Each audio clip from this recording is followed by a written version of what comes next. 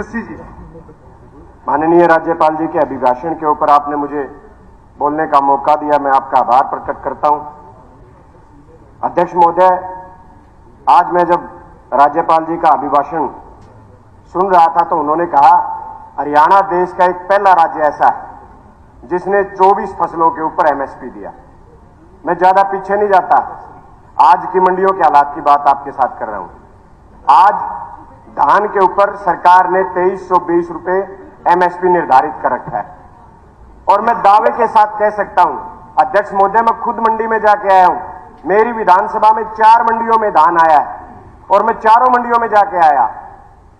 95% किसानों को एमएसपी नहीं मिल रही।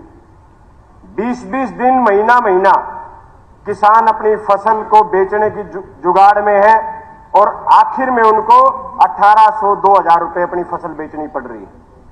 मॉइस्चराइजर के नाम पे, नमी के नाम पे सर किसान को ठगा जा रहा है।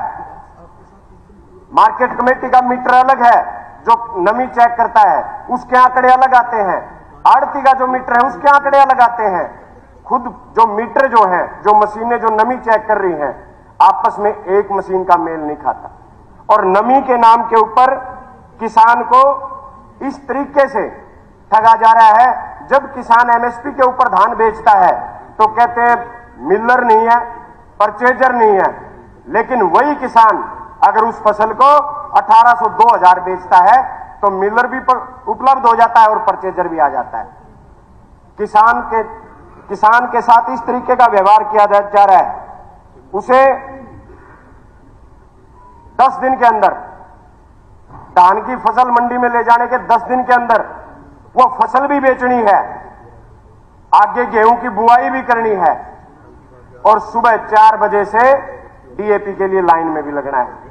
अध्यक्ष महोदय, बहुत सारे साथियों ने एक बात और रखी डीएपी के बारे में। सबने अपने अपने आंकड़े दिए, मैं अपनी विधानसभा के आंकड़े आपको देता हूं। मेरी विधानसभा में नालून ब्लॉक की मैं बात कर रहा हूं, 93,000 डीएपी बैग की जरूरत है और कल तक केवल 15,500 बैग नालून विधानसभा तक पहुंचे। माननीय मंत्री जी बीच में खड़े हुए थे, वो कह रहे थे कि स्टॉक बचाओ, हमारे स्टॉक में डीएपी है। मैं पूछना चाहता हूं, 10 दिन के बाद गेहूं की बुआई का समय निकल जाएगा और आपकी डीएपी स्टॉक में धरी की धरी रह जाएगी, लेकिन उस वक्त तक किसान बर्बाद हो चुका होगा।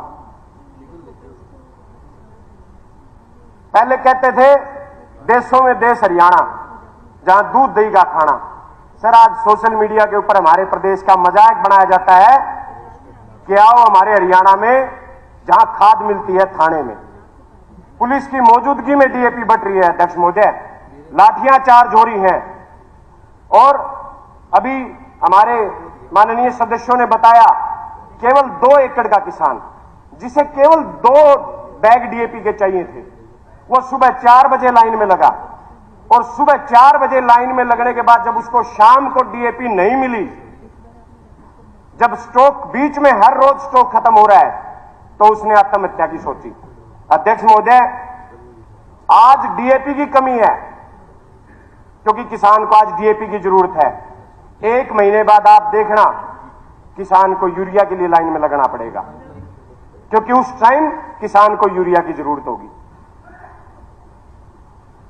मैं अध्यक्ष महोदय, जो डीएपी खाद बांटने का जो तरीका सरकार ने बनाया हुआ है, वो आधार कार्ड के ऊपर 2 कट्टे 3 कट्टे देने का, बैग देने का तरीका है। मैं सरकार से ये मांग करता हूं कि ये जो डीएपी बैग है ये आधार कार्ड के ऊपर नहीं बल्कि उसकी फरद देख के उसके ऊपर होना चाहिए और किसान के एक ही परिवार का जो एक ही सदस्य है, फरद देख के उस परिवार के एक ही सदस्य को वो खाद मिलनी चाहिए। पूरा परिवार सर, बच्चों समेत, महिलाओं समेत लाइन में खड़ा होता है सुबह 4 बजे और 1-2 बजे उसे संदेश मिल जाता है कि आज डीएपी खत्म हो गई है। मैं माननीय राज्यपाल जी का अभिभाषण जब सुन रहा था तो वो किसान की आमदन दोगुनी की बात कह रहे थे, लेकिन आज जो हालात हैं, आज एक प्रणाली एक ऐसा मुद्दा बना दिया पराली के ऊपर किसान को इस तरीके से पेश किया जा रहा है कि जैसे पूरे के पूरे देश में प्रदूषण का जिम्मेवार केवल किसान है। पराली का जो काम है वो केवल 10 दिन का काम है अध्यक्ष महोदय। 365 दिन फैक्ट्रियां चलती हैं, व्हीकल चलते हैं, लेकिन पूरे साल के प्रदूषण के लिए मात्र उन 10 दिन के लिए किसान को जिम्मेदार ठहरा दिया जाता है। आज मैं हिसार जिले की बात करूं, हिसार जिले में एक बेलर सरकार के पास उपलब्ध नहीं है जो किसान को जाके ये कह दे कि आपको पराली जलाने की जरूरत नहीं है, क्योंकि किसान को पराली जलाने का शौक नहीं है, उसके पास दूसरा कोई ऑप्शन नहीं है।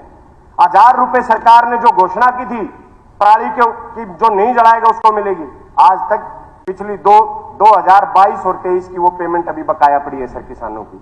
अध्यक्ष महोदय, सरकार नहीं चाहती कि किसान खेती करे, पराली जलाना तो मजबूरी है। सरकार लेके आई कि इसको डीकंपोजर के जरिए पराली को कंपोज किया जा सकता है, लेकिन अगर हम उस पराली को कंपोज करने जाएं तो 1 महीने का समय लगेगा। डीकंपोजर के जरिए अगर उस पराली को कंपोज करने में लगे, किसान के पास मात्र 10 दिन का समय होता है अगली फसल की बुआई के लिए। तो मैं आपसे, आपके माध्यम से मैं माननीय मुख्यमंत्री जी और सरकार से प्रार्थना करता हूं कि किसान को पराली के ऊपर ऐसा विलन ना बनाया जाए, बल्कि पराली के समाधान निकाले जाएं। सर, आज मेरे नारणू हल्के की मैं बता रहा हूं आपको, पराली जलाने के ऊपर पहले जुर्माना लगाया गया। मैं उदाहरण के तौर पर आपको 2 किसानों के नाम बता देता हूं सर। सुरजीत पुत्र मनीराम, नारणू विधानसभा में बुडाना का है, इसके ऊपर पहले जुर्माना लगाया गया और फिर इसके ऊपर 420 तारीख को मुकदमा दर्ज किया गया, 415 नंबर उस मुकदमा नंबर दर्ज किया गया सर। ऐसे ही बलजीत पुत्र वजीर सिंह के ऊपर 416 नंबर उसका मुकदमा है सर, मुकदमा दर्ज किया गया जुर्माना लगाने के बाद। माननीय अध्यक्ष महोदय, मैं एक चीज और सिर्फ आपके माध्यम से केवल एक बात ही रखना चाहता हूं। अभी बहुत सारे सदस्यों ने सरकार की तरफ से खेलों का गुणगान किया, लेकिन एक ऐसा वक्त था जहां हरियाणा सरकार को आवाज उठाने की जरूरत थी। अध्यक्ष महोदय, पेरिस ओलंपिक में हरियाणा से 24 खिलाड़ी ओलंपिक में गए और गुजरात से मात्र 2 खिलाड़ी ओलंपिक के लिए गए, लेकिन गुजरात का बजट खेलों के लिए जो जारी किया केंद्र सरकार ने, आपकी सरकार ने, वो 426 करोड़ रुपए जारी किया गया। लेकिन हरियाणा का जो बजट, अभी गुणगान किया जा रहा था खिलाड़ियों का कि 8 में से 6 हरियाणा के आए, किसी भी भारतीय जनता पार्टी के किसी भी सदस्य ने, माननीय मुख्यमंत्री जी समेत किसी भी विधायक ने उस समय आवाज नहीं उठाई, क्योंकि हरियाणा के हिस्से उस बजट में केवल 66 करोड़ रुपए आए। जहां 8 में से 6 मेडल आते हैं वहां 66 करोड़ रुपए दिए जाते हैं, और जहां केवल 2 खिलाड़ी ओलंपिक में जाते हैं उनको 426 करोड़ रुपए का बजट दे दिया जाता है।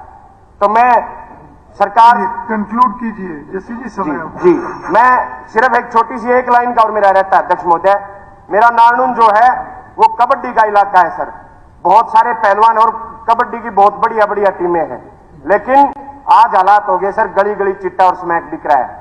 हर रोज किसी न किसी गांव से खबर आती है कि आज स्मैक पी के फलाना 20 साल का, 18 साल का, 22 साल का नौजवान चला गया। मेरी सरकार से, माननीय मुख्यमंत्री जी से भी प्रार्थना है, नशे के ऊपर अंकुश लगाया जाए। जो ये जवानी नशे में डूब रही है, जो घर के घर उजड़ रहे हैं, ये नशे के ऊपर अंकुश लगाया जाए ताकि हरियाणा प्रदेश के नौजवानों का भविष्य सुरक्षित हो सके। बहुत बहुत धन्यवाद माननीय अध्यक्ष।